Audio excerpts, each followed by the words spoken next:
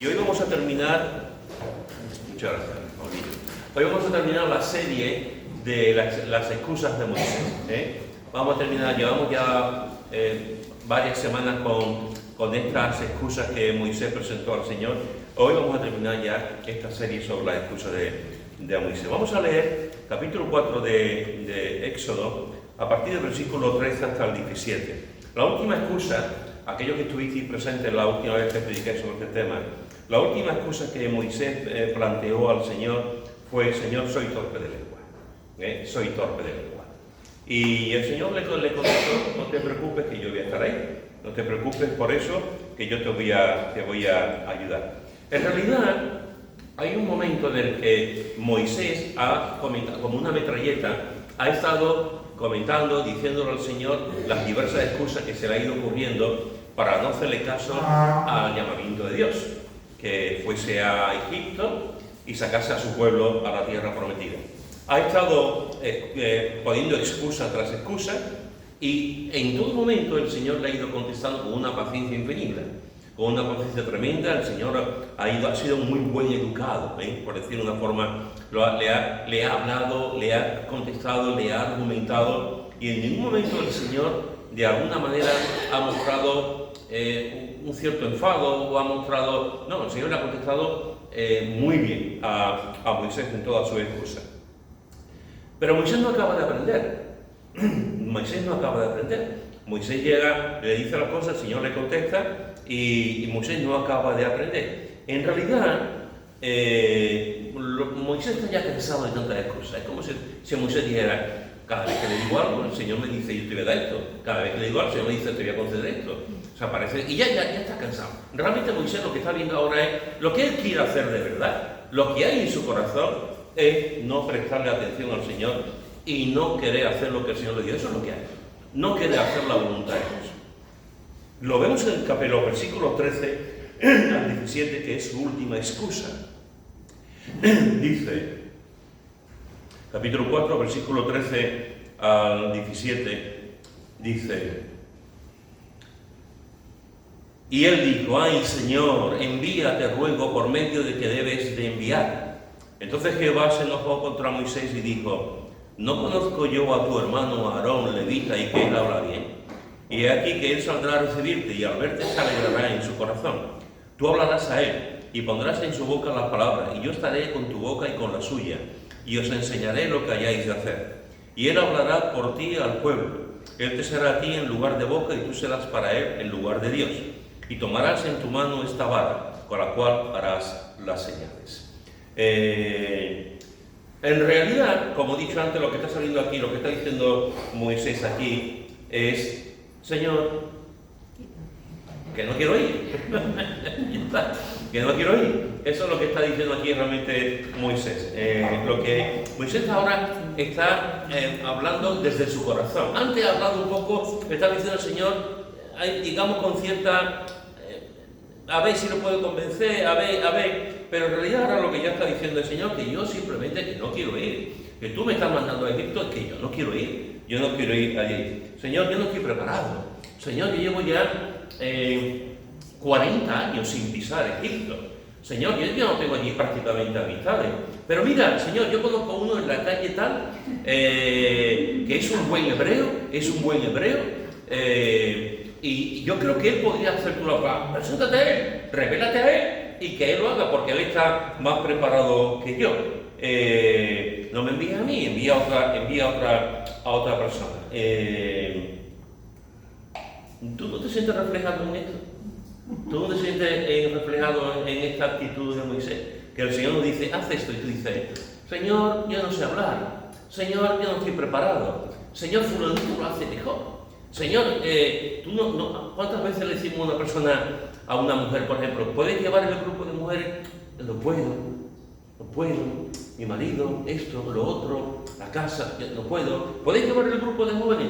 Es que tengo la universidad, es que no sé muy bien, es que tengo que calcular bien el tiempo. ¿Puedes presidir? Es que no me pongo a temblar como un flan, no puedo hacerlo. ¿Podéis seguir alguna campaña evangelística en Córdoba este verano? No, en Córdoba no, porque hace mucha calor. Si fuese a lo mejor en el Polo Norte se iba, pero en Córdoba hace mucha calor, una campaña evangelística, siempre presentamos excusas. Hay muchos creyentes que su día a día es las excusas. A lo largo de mi vida he encontrado creyentes que efectivamente, tengo que decir, efectivamente cuando el Señor les ha llamado, ha dicho, heme aquí, aquí estoy dispuesto a hacer tu voluntad, como mismo Jesús dijo, heme aquí, en el rollo está escrito de mí, vengo a hacer tu voluntad. Pero en muchas ocasiones me he encontrado con esto, me he encontrado con personas que dicen, yo no puedo, yo no sé, no soy capaz, no tengo el entendimiento, no tengo el conocimiento, y excusamos para otro, y echamos el balón para otro, pero fulanito sí, menganita sí puede hacerlo, yo no. Y le decimos al Señor, Señor, yo te voy a servir cuando no tenga azúcar. Señor, yo te voy a servir cuando ya tenga la tensión bien. Señor, yo te voy a servir cuando ya no tenga deudas en el banco. Señor, yo te voy a servir cuando mis hijos dejen de ser pequeños y sean ya mayorcitos, te voy a servir. Señor, yo tengo los dientes torcidos, ¿cómo te voy a servir con los dientes torcidos? Señor, la hipoteca me agobia tremendamente. Señor, cuando pague la hipoteca, entonces yo te serviré, Señor. Cuando estés jubilado, Señor, que tendré todo el tiempo del mundo, lo haré, Señor. Etcétera, etcétera, etcétera, etcétera, etcétera, etcétera. Y al final pasa el tiempo y nunca servimos, nunca hacemos nada en el marco de la iglesia local, en el marco del trabajo y en el marco de la esfera donde nosotros estamos. Y es interesante porque el Señor, cada vez que le decía a Moisés una excusa, el Señor le contestaba. Y aquí también, aquí también. Es como si el Señor le dijera, yo sé todas estas cosas, pero te he elegido a ti. Yo sé que tú, Romeo, no eres el apropiado, lo sé, yo te he creado, pero te he elegido a ti. Yo sé que tú no tienes mucha capacidad, lo sé, a lo mejor hay otros que lo tienen, pero te he elegido a ti. Y el Señor le está dando confianza, le está mostrando su favor y su misericordia, como hemos visto también hoy, hacia Él. Pero Él, dale que dale, R que R, que yo no. Y ahora se encuentra ya con un Dios completamente diferente. Ahora se encuentra con un Dios completamente diferente, ya no es el Dios azúcar de antes, ya no es el Dios misericordioso de antes, ya no es el Dios que le contesta cortésmente lo que él ha dicho, ya no es el Dios que tiene paciencia con Moisés. Ahora el Señor le contesta enfadado, y muy enfadado. Mirad que dice el versículo 13, ¡ay Señor, envía, te ruego por medio del que debe enviar! Envía a otro, coge a otro, piensa en otro, pero no en mí. Y ante esta excusa ya el Señor dice que entonces Jehová se enojó contra Moisés. Entonces Jehová se enojó contra Moisés. Hasta este momento el Señor ha sido paciente, a partir de este momento ya el Señor se pone serio. De hecho, la Biblia nos dice que Dios se enojó en varias ocasiones. Este es un tema un poco espinoso porque la mayoría de los creyentes no queremos saber nada de esto. La mayoría de los creyentes estamos pensando en el Dios misericordioso, en el Dios clemente, en el Dios de perdón, en el Dios de la paciencia, en el Jesús amoroso, en el Jesús que siempre perdona, en el Dios que siempre nos abraza, en el Dios que nos da siempre la segunda, tercera, cuarta y quinta oportunidades. Pero nos ponemos un poco nerviosos cuando decimos, Dios se enfada. Un momento, Dios se enfada. Nos ponemos un poco nerviosos cuando decimos, Dios se enoja. Un momento, que Dios se enoja. Nos ponemos un poco nerviosos cuando decimos, Dios aborrece el pecado. ¿Cómo que Dios aborrece el pecado? Lo bueno, todo lo bueno, sí. Esa parte que nos parece que es contraproducente, esa parte que nos parece que no viene de Dios, que viene de otras cosas, incluso del diablo, pero que Dios se enfade, que Dios pierda, que Dios digamos, aborrezca el pecado y aborrezca las cosas, que Dios se enoje, ese Dios aparece en la Biblia. Ese Dios realmente está en la Escritura. No es Dios solamente amor y puro amor y maravilloso amor. Pues la Biblia nos dice que Dios efectivamente se enojó, no una, ni dos, ni tres, en muchas ocasiones se enojó. Por ejemplo, venid conmigo a Deuteronomio capítulo 3, versículo 23 al 26. Deuteronomio capítulo 3, versículo 23 al 26 dice: Y oré a Jehová en aquel tiempo diciendo, Señor Jehová, tú has comenzado a mostrar a tu siervo tu grandeza y tu mano poderosa. Porque ¿qué Dios hay en el cielo ni en la tierra que haga obras y proezas como las tuyas? Pase yo, te ruego, y ve aquella tierra buena que está más allá del Jordán, aquel buen monte y el Líbano. Pero Jehová se había enojado contra mí a causa de vosotros, por lo cual no me escuchó, y me dijo Jehová, basta, no me hables más de este asunto. ¿De qué está hablando aquí Moisés? Aquí ya llega un momento en que van a entrar, después de 40 años, van a entrar en la tierra prometida. Le queda muy poco. Durante 40 años ha estado trabajando, sirviendo, ha sido criticado, murmurado, han hablado mal de él. Sus propios hermanos lo han puesto a parir. El pueblo en más de una ocasión, y más de dos, y más de tres, ha deseado morirse. Le ha dicho al Señor que le quitara la vida. Ha sido 40 años ahí, y por fin ya está la meta. Por fin está ahí, está el río, y en la otra parte del río está la tierra prometida. Hemos estado 40 años dando vueltas por un desierto. Este pueblo ha sido desagradecido, pero Señor, me pusiste, y ahora ya estoy muy cerca de saborear el pastel. Estoy muy cerca de saborear, de pisar la tierra que tú nos has dado. Y el Señor le dice, no, porque Jehová se había enojado contra mí. Es decir, 40 años. Y ahora, cuando ya le va a tocar el turno que los demás van a pasar, el Señor se enojó contra él. ¿Por qué se enojó el Señor contra Moisés? ¿Por qué no le permitió entrar en la tierra prometida? Mira lo que dice en Números, en el capítulo 20, Números, capítulo 20, versículo 8 al 12. Números, capítulo 20, versículo 8 al 12, dice, versículo 7. Habló Jehová a Moisés diciendo, toma la vara y reúne la congregación, tú y Aarón tu hermano, y hablad a la peña a vista de ellos, y ella dará su agua, y le sacarás aguas de la peña, y darás de beber a la congregación y a sus bestias. Entonces Moisés tomó la vara de delante de Jehová como él le mandó, y reunieron Moisés y Aarón a la congregación delante de la peña, y les dijo, oí ahora, rebeldes, ¿os hemos de hacer salir aguas de esta peña? Entonces alzó Moisés su mano y golpeó la peña con su vara 2 veces. Y salieron muchas aguas, y bebió la congregación y sus bestias. Y Jehová dijo a Moisés, por cuanto no creísteis en mí para santificarme delante de los hijos de Israel, por tanto no meteréis esta congregación en la tierra que les he dado. Es interesante este texto. ¿Por qué no pudo entrar Moisés en la tierra prometida? ¿Por qué el Señor se enojó contra Moisés? Por ese texto que acabamos de leer, por esta situación que acabo de leer. Desde el principio del ministerio, vosotros recordaréis desde el principio, desde que Dios lo llamó, en la primera excusa que puso, ya el Señor le dijo, coge una vara.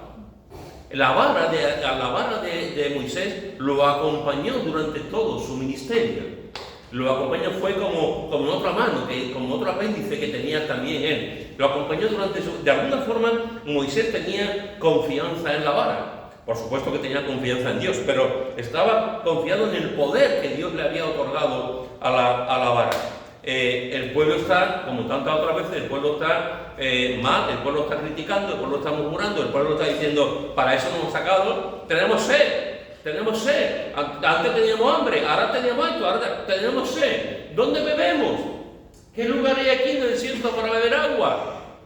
Y el Señor, ellos, a Moisés y Aarón, hablan con el Señor, y el Señor les dice, toma la vara, tu amiga la vara, toma la vara, reúne la congregación, todos allí juntos, y tú y Aarón, y tu hermano, y hablad a la peña a vista de... Eso es lo que dice el Señor, una peña, una piedra, una gran piedra, que ya no es la primera vez que había hablado con la peña, no es la primera vez que ya había tocado la peña.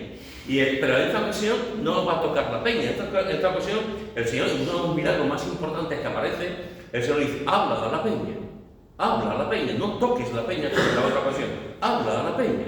Y Moisés allí está delante de la peña, y en vez de hablar a la peña, en vista de ello, que el pueblo viese realmente que Dios directamente mandaba el agua a través de la peña, en vez de hablar, lo que hace en el versículo 11, es que entonces alzó Moisés su mano y golpeó la peña con su vara 2 veces. El Señor le dice que hablara, aquí no habla. lo que él hace, él no habla, lo que hace es golpear la peña 2 veces. Y el Señor no le dijo que golpeara la peña, sino que le hablara a la peña. Y de esa forma Moisés desobedeció lo que Dios le dijo. De esa forma Moisés no le hizo caso al Señor y el Señor se enojó contra él. El Señor se airó contra él. Y alguno puede pensar, alguno puede decir, qué duro, ¿no? Qué fuerte, qué fuerte. O sea, durante 40 años un hombre fiel que metió se enfadó, metió la pata, pero un hombre que intentó hacer las cosas de forma correcta. Y ahora por esta tontería se va a quedar fuera, por esta tontería no va a entrar a la tierra prometida, por no hablar la peña y tocar la peña que el Señor solamente le ha dicho que hablara. A veces podemos pensar que esto era demasiado severo. Y a lo mejor sí, a lo mejor fue el Señor demasiado severo, pero déjame decirte una cosa. Moisés era el ejemplo supremo.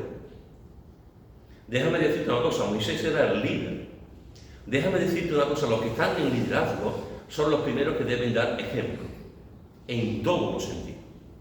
Los que están en liderazgo, en la iglesia, en su trabajo secular, donde quieran que estén, son los primeros, porque la gente va a mirar lo que hace. Si el Señor le hubiese dicho a Moisés, muy bien, Moisés, no pasa nada, no te preocupes que tú vas a entrar, ¿qué hubiese ocurrido con el pueblo? Pues exactamente lo mismo, el pueblo hubiese seguido, y de hecho lo hacían, viviendo como le daban la gana, desobedeciendo, rebelándose contra Dios. Y sin embargo, Dios tiene, digamos, lo que Dios hace con los líderes es poner el listón muy alto. Ahí están las cartas de Tito, ahí está la carta de 1 Timoteo, las cartas pastorales, poner el listón muy alto. Porque los responsables de la iglesia son los que tienen que dar mayor calidad espiritual. Son los que tienen que tener mayor ejemplaridad en sus propias vidas. Y Moisés tenía que tener así. Hay un momento en una iglesia en el que una pareja de la iglesia, un matrimonio de la iglesia, está diciendo, mira, aquí están dando la ofrenda. Mira el fulanito la ofrenda que está dando. Mira el menganito la ofrenda que está dando. Y el marido dice, ¿qué te parece si nosotros vendemos la casa? Damos la ofrenda, nos colgamos la medalla, decimos que hemos dado tanto y somos igual de espirituales que ellos y además nos van a dar la gracia.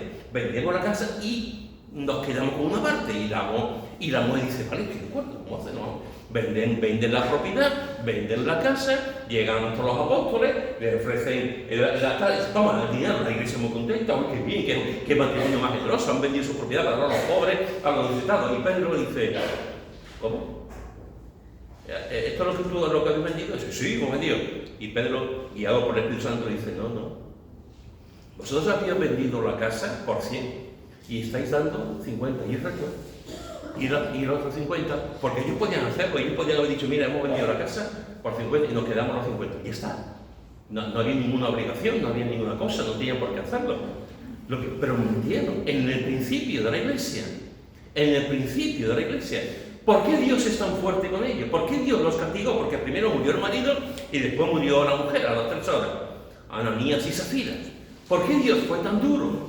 Porque el Dios del Antiguo Testamento es el mismo Dios que el Nuevo Testamento. Hay gente que solamente quiere leer el Nuevo Testamento. Hay gente que se pone nervioso con el Antiguo Testamento. Hay gente que se pone nervioso con las guerras con los cananeos, con las matanzas, con las cosas, con la violencia. Sin embargo, van al Nuevo Testamento. Y dice, el Nuevo Testamento es mejor. De hecho, hay iglesias que solamente leen el Nuevo Testamento. Hay creyentes que solamente leen el Nuevo Testamento. Porque parece como si hay dos dioses, el Dios del Antiguo y el Dios del Nuevo. Cuando la Biblia nos dice que no, que solamente hay un Dios. Que solamente hay un Dios. Dios no cambia, como hemos visto también. Dios no cambia, Dios es inmutable.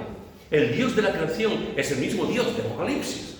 El Dios de que vemos con Moisés es el mismo Dios que aparece al principio de la iglesia. ¿Por qué Dios hace esto? ¿Es cruel? ¿Es duro? ¿No tiene sentido? ¿Por qué Dios hace esto? Porque el pecado hace estragos. El pecado hace estragos. Estamos hablando de la iglesia primitiva. Estamos hablando de la primera iglesia, de la cual se iban a nutrir todas las iglesias, de la cual iban a salir de ahí misioneros para predicar el Evangelio y la iglesia se iba a multiplicar. Si Dios hubiese permitido el pecado de Ananías y Zafira, cualquier pecado hubiese sido posible. Y la iglesia hubiese crecido ya contaminada con el pecado. Le bastó poco, ¿eh? Al tiempo ya la iglesia empezó también con sus problemas, pero al principio la iglesia tenía que nacer en santidad, tenía que crecer en santidad, tenía que crecer en temor de Dios. Y sin embargo, este matrimonio se quiso aprovechar de una situación y el Señor dijo, no, con Dios no se juega, hermanos. Con el Dios que aparece en la Biblia no se juega. Estamos acostumbrados hoy en los últimos años a tener un Dios pequeñito, un Dios que siempre está a nuestro lado, un Dios que hace lo que nosotros le digamos, lo tenemos domesticado, cuando la Biblia nos dice que Dios es el supremo, que Dios es el soberano. Y el Dios del Antiguo Testamento, el Dios que aparece con Moisés, es el mismo Dios que aparece con Ananías y Zafira. Y los dos tuvo un final. A Moisés le dijo que no entrase a la tierra prometida, y a Ananías y Zafira le dijo que murieron para hacer, permitidme esta expresión, un escarmiento también a la gente. ¿Recordáis cuando hoy hemos participado en la Santa Cena? Tenemos que dar gracias a Dios, hermano, siempre que participamos en la Santa Cena. Tenemos que dar gracias al Señor por su bondad, su misericordia y su paciencia. Porque si Dios hubiese actuado como la iglesia de Corinto, que participaba en la Santa Cena y algunos durmieron, es decir, algunos murieron porque actuaron mal en la Santa Cena y participaron del pan y del vino indignamente y murieron, ¿qué es lo que hace que nosotros no lo hagamos? Porque yo por mí, yo cada vez que participo del pan y del vino, teniendo en cuenta lo que pasó en la iglesia de Corinto, yo también podía morir, porque yo soy igual de pecador que los corintios allí. Porque su gracia sigo vivo. Por su gracia me recuerdan a Nehemías el copero. Nehemías el copero tenía un trabajo buenísimo, pero era un trabajo muy arriesgado. Tenía que tomar la copa del rey, la comida del rey, probarla. Supongo que se pondría muy bien, hasta aquí, comiendo la mejor comida, los mejores cocineros para el rey, y él lo probaba. Pero tenía su riesgo.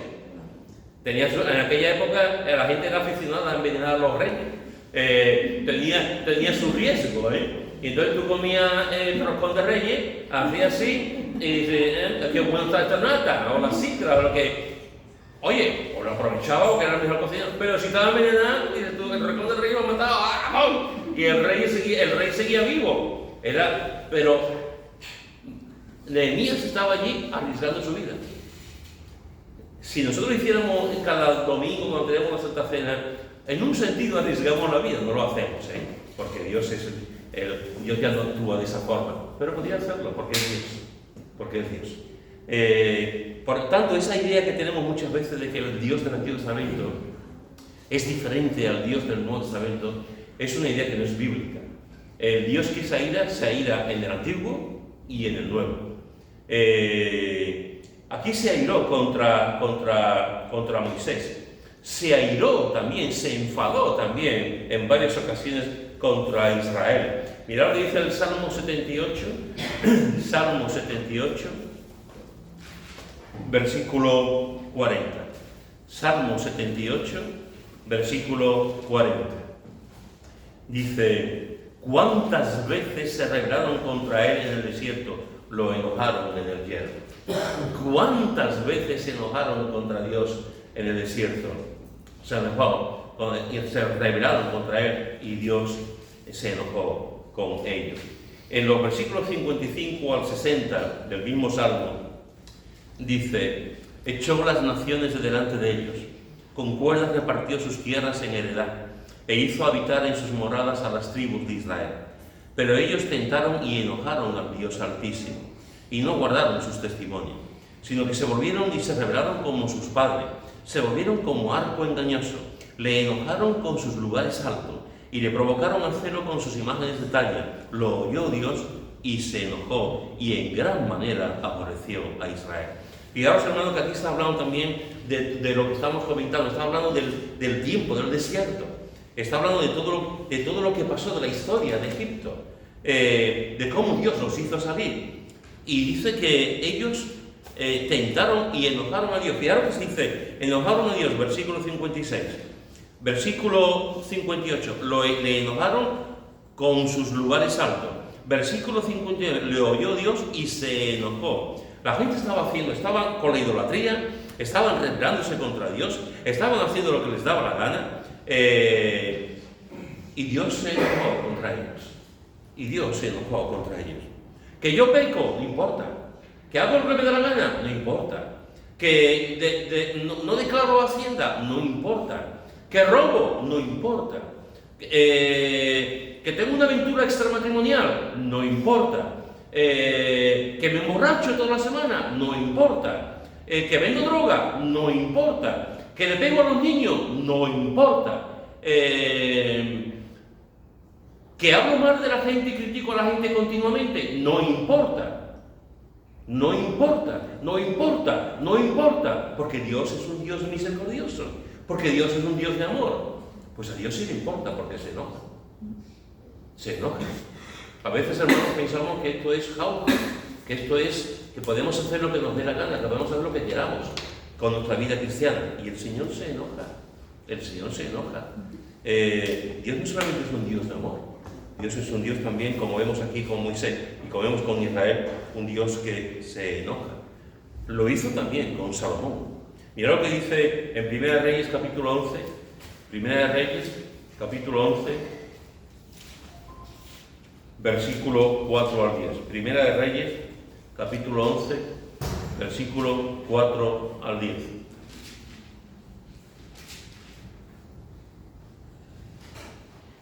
Dice así.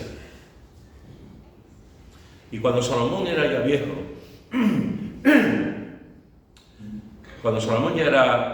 sus mujeres inclinaron su corazón tras dioses ajenos. Y su corazón no era perfecto con Jehová su Dios como el corazón de su padre David. Porque Salomón siguió a Astoret, diosa de los sidonios, y a Milcom, ídolo abominable de los amonitas. E hizo Salomón lo malo ante los ojos de Jehová, y no siguió cumplidamente a Jehová como David su padre. Entonces edificó Salomón un lugar alto a Quemos, ídolo abominable de Moab, en el monte que está en el frente de Jerusalén, y a Moloc, ídolo abominable de los hijos de Amón.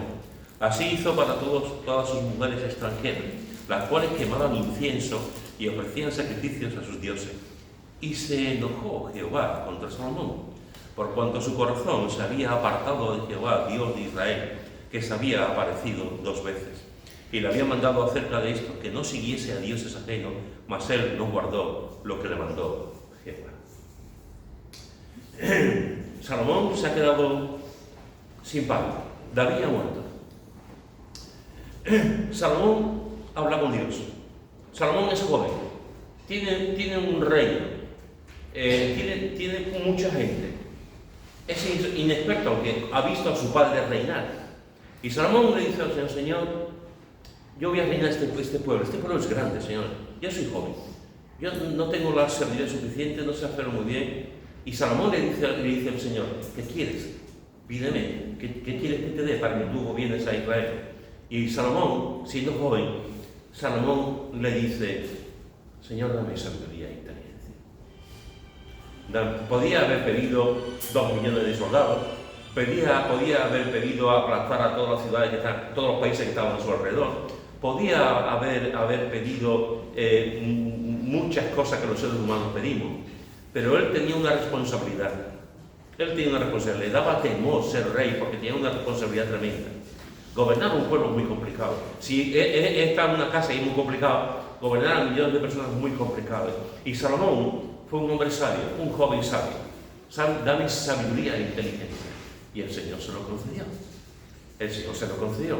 Y todo el mundo, todos los que conocemos la Biblia, sabemos la gran destreza, la capacidad diplomática, política, militar que tuvo Salomón. La gente venía de fuera.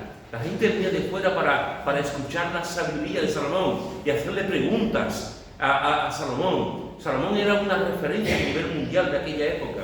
Los reinados, la gente se quedaba perpleja con Salomón. Y donde un pueblo tan pequeñito como Israel, cómo estaban, el poder que estaban teniendo, cómo se estaban multiplicando, cómo estaban llegando a otros lugares. La gente estaba sorprendida con Salomón. Pero pasan los años, y Salomón se casa con una chica para tener más poder político, porque era la hija de tal rey, y entonces la tierra se anexiona con mi reino. Y después conoció a otra, y después a otra, y poco a poco fueron creciendo, y vinieron para la barca, y para acá, y se juntó con un montón de mujeres, no solamente esposas, sino concubinas, y su corazón, que antes era recto, su corazón que antes era sabio, su corazón que estaba ahí, empezó a perderse, empezó a dejar de ser sabio, porque hizo las cosas que Dios no quería. Lo que Dios le había dado era sabiduría para gobernar. Lo que él hizo al cabo de los años fue directamente darle la espalda al Dios que le había dado la sabiduría. Y fijaros que dice, alguien podría borrar esto de la Biblia. Algún creyente de estos bien entendidos, de estos creyentes que dicen que Dios no se enoja, lo podría borrar de la Biblia, pero lo veo complicado. Fijaros que dice en el versículo 9, y se enojó Jehová contra Salomón. Se enojó Jehová contra Salomón por cuanto su corazón se había apartado de Jehová, Dios de Israel. Se enojó Dios contra Salomón, porque Dios le dio de todo y al cabo de los años él hizo lo que quiso, porque su corazón se había apartado de Jehová, Dios de Israel. Déjame preguntarte de esta mañana, estamos a principios de año, déjame preguntarte de esta mañana, ¿cómo está tu corazón? ¿Cómo está tu corazón? A veces me sorprende que hay, y fulanito también, escuchamos, vemos a un cliente, y fulanito y menganito, hace tiempo que no lo veo, no se aparta, porque se ha apartado, pero si parece tan fuerte, no se ha apartado, de un día para otro. Déjame decirte que nadie se aparta de un día para otro. Déjame decirte que ninguna persona se aparta de los caminos del Señor de un día para otro. Déjame decirte que nadie se aparta de la obra de Dios, del servicio del Señor, de un día para otro. Siempre hay etapas. Siempre hay una situación. Te encuentras en un matrimonio. ¿Qué tal? ¿Has visto a Paco y a Asunción? Hace tiempo que no los veo, a Paco y a Asunción. No te has enterado. ¿De qué? ¿De qué me he enterado? Pero de Paco y Asunción. No, ¿qué ha pasado con Paco y Asunción? Que se han divorciado. ¿Cómo que se han divorciado? Pero si estaban juntos, si estaban súper contentos, si el otro día, yo recuerdo el otro día, hace un par de años, los vi en el Corte Inglés y parecían juntos. No, se han divorciado. ¿Cómo que se han divorciado? Sí. Por visto ha aparecido alguien. ¿Cómo? ¿Ha aparecido alguien? Pero si estaban súper enamorados. Nadie se divorcia de un día para otro. Nadie se separa de un día para otro.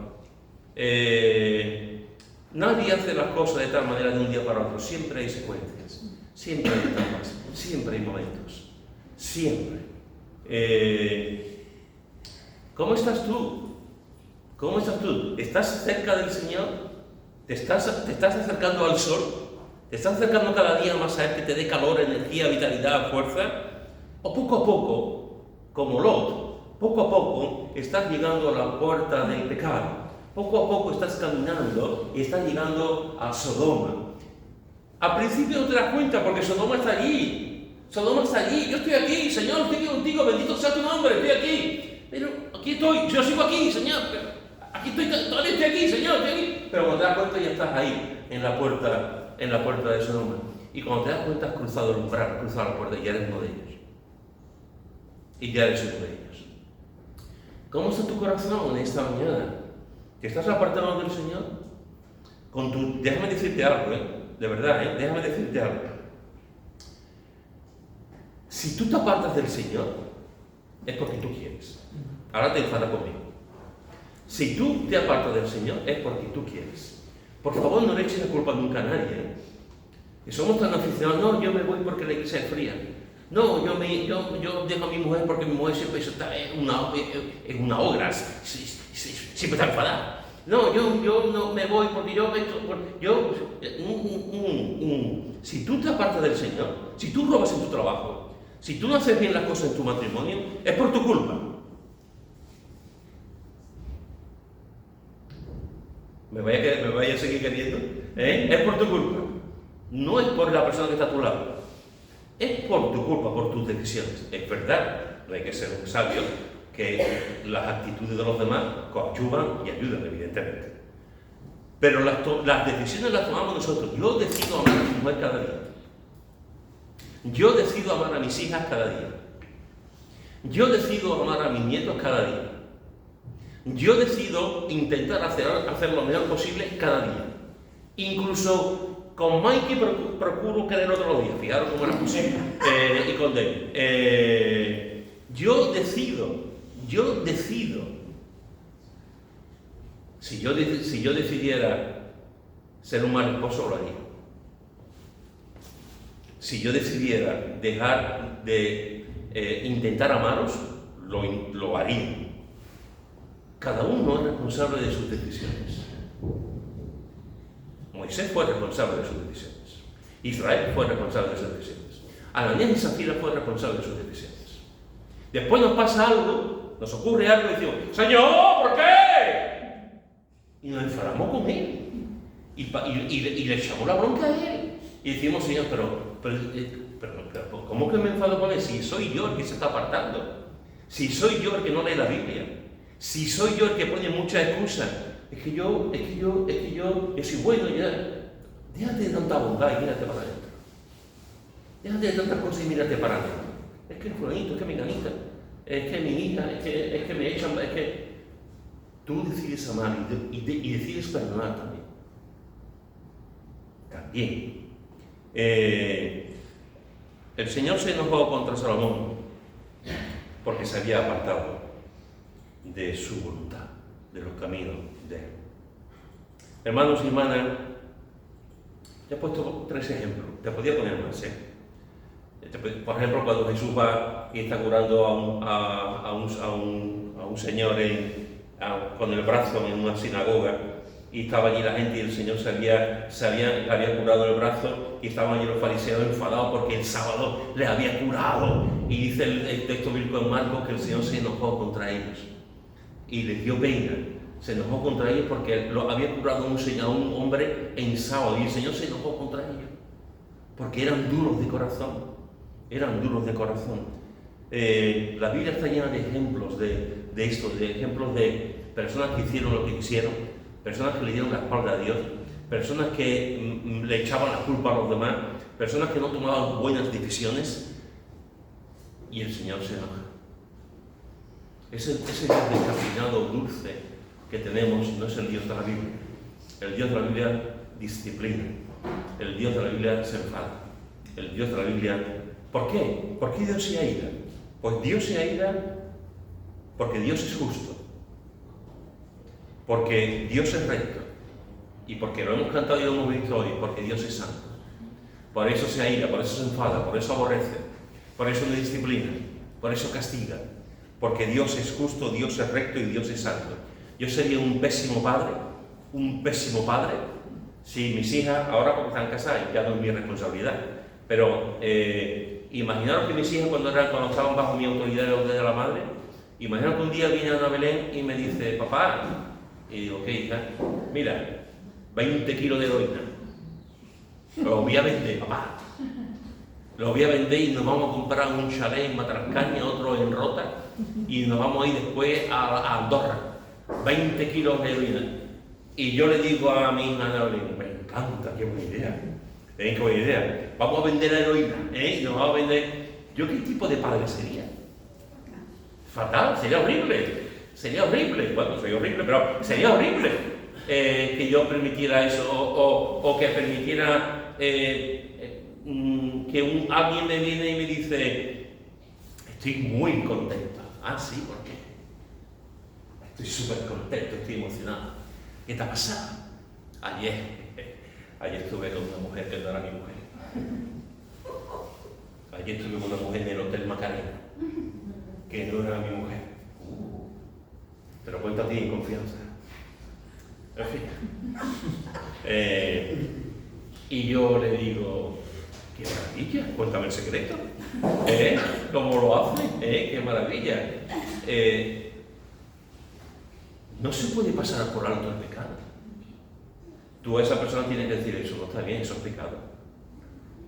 Tú lo que tienes que hacer es pedir perdón a Dios y a tu mujer y hablar con tu mujer, si tienes el valor para hacerlo. Esto que estás haciendo es pecado.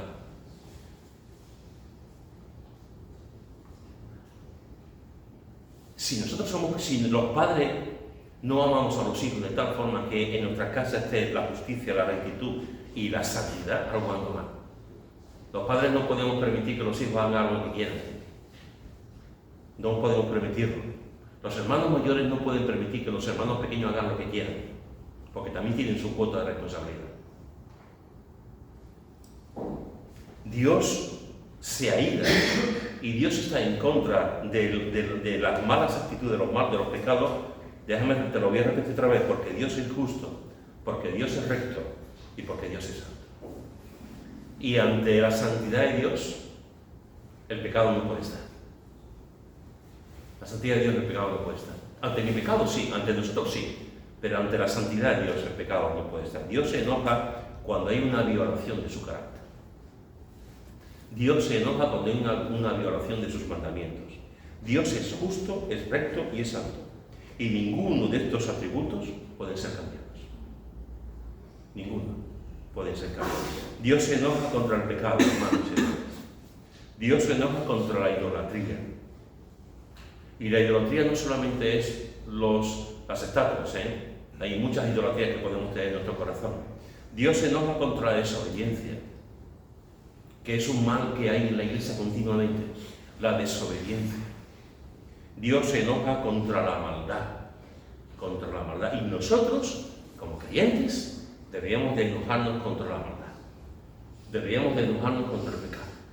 Deberíamos de enojarnos ante las iglesias que permiten el pecado. Deberíamos de enojarnos contra las iglesias que permiten que los pastores y los responsables vivan en pecado como si no pasara nada. Deberíamos de enojarnos contra los niños que son violados. Deberíamos de enojarnos contra las guerras. Deberíamos de enojarnos contra el aborto. Deberíamos de enojarnos con los niños soldados. Deberíamos de enojarnos contra la guerra, contra el narcotráfico. Deberíamos de enojarnos contra tantas cosas. Deberíamos de enojarnos contra la falta de moral que hay, contra la falta de ética que hay en la sociedad.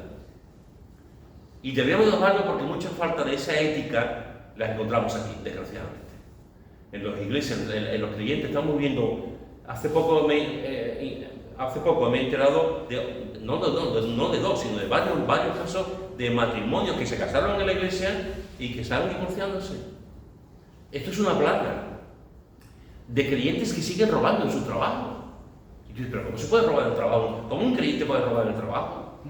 De hacer cosas que no se pueden hacer. Y vienen a la iglesia, y cantan en la iglesia, y adoran en la iglesia. Y como si no pasara absolutamente nada. Y Dios se ira. Y Dios se ira. ¿Sabéis lo bueno, hermano? Lo bueno de todo esto es que este Dios que es justo, recto y santo, este es un Dios que la iglesia está mal, la iglesia está en pecado, hay creyentes que viven en el mundo, en la carne, pero el Señor dice a la iglesia: yo estoy a la puerta. ¿Y qué es lo que dice el texto en Apocalipsis? ¿Lo acordáis? Y llamo. Si alguno oye mi voz y abre la puerta, yo entraré y cenaré con él y él conmigo. Eso está hablando de una iglesia. Ese texto lo usamos evangelísticamente. Yo lo uso evangelísticamente. Pero ese texto está hablando de la iglesia. Una iglesia que está descarriada, el Señor es un Dios de gracia. Es un Dios de misericordia también. Va unido al Dios de la disciplina. Yo estoy a la puerta. ¡Ábreme! Yo estoy a la puerta y llamo. El Señor llama a la iglesia. Te llama a tu corazón. Yo quiero cenar contigo. Yo quiero estar contigo. Y lo que tiene que hacer la iglesia es abrir esa puerta, arrepentirse y permitir que el Señor realmente entre de nuevo en su iglesia. En su iglesia. La iglesia santa. La iglesia preciosa. La iglesia única. La iglesia que es la satisfacción de su corazón. Lo más hermoso que él tiene. Te he dicho esta mañana la última excusa que Moisés dio. La última excusa es sencillamente que no quiero ir. Ya está. Que no quiero. Manda otro. Te he dicho esta mañana que hay muchos creyentes que son así. Manda otro. A las misiones, manda otro. A evangelizar, manda otro. A ir a un sitio, a otro. A predicar, manda otro. A esto, manda otro. Somos así. Cuando el Señor dice, no, yo te estoy llamando a ti. Te estoy llamando a ti. Y Moisés siguió así. El Señor se enojó contra Moisés. Se enojó. Y hemos visto varios casos, varios ejemplos de cómo el Señor se enoja y pone las cosas en orden. Por favor, no olvides nunca esto. No olvides nunca esto. Con Dios no se juega. No lo olvides nunca. Con Dios no se juega. Porque lo sabe todo. Y Dios no va a permitir el pecado en nuestras vidas. No va, como si no pasara nada. Porque sí que pasa, claro que pasa. porque pasa. Y pasa mucho. Y Dios se aira. Sencillamente porque Dios es justo, es recto y es santo. Por eso no hay nada más hermoso que vivir en santidad.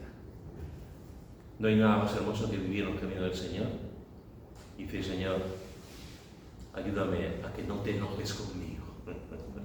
Ayúdame a que tu sonrisa esté siempre conmigo, Señor. Eso será señal de que estoy intentando vivir lo mejor posible delante de ti.